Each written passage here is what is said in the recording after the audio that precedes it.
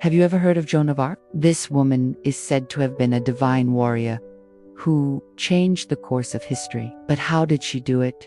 And how did she die? Hello and welcome to the channel.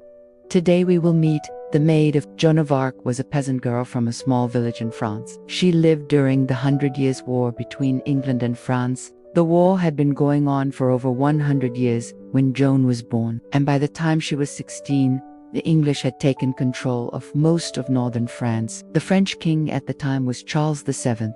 He was only 12 years old when he became king and was considered a weak leader. One day, Joan heard voices in her head telling her to go to the king and tell him that God had chosen him to win the war. She didn't know what to do at first, but eventually she decided to follow her heart and help the French people. She set out on a journey to find the king, and along the way, she met some people who helped her get to him. Eventually, she got to see the king, and he listened to what she had to say. At first, he didn't believe her, but then he agreed to let her lead an army to take back the city of was a very important city to the French people, and if they could take it back, it would be a huge victory. Joan led the army there, and they were able to take back the city. This was a huge victory for the French people, and it gave them hope that they could win the war. After the battle, Joan became a national hero. She was celebrated all over France, and people looked up to her as a symbol of hope. But not everyone was happy with her success. The English were very mad that she had been able to take back Orleans,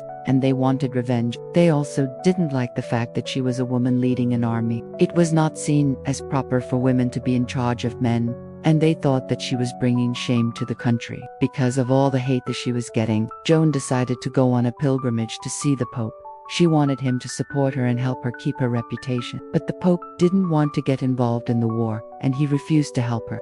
This made Joan very sad, but she didn't give up. She continued to fight for the French people, and she continued to try to take back land from the English. Unfortunately, she would never live to see the end of the war. In 1430, she was captured by the English.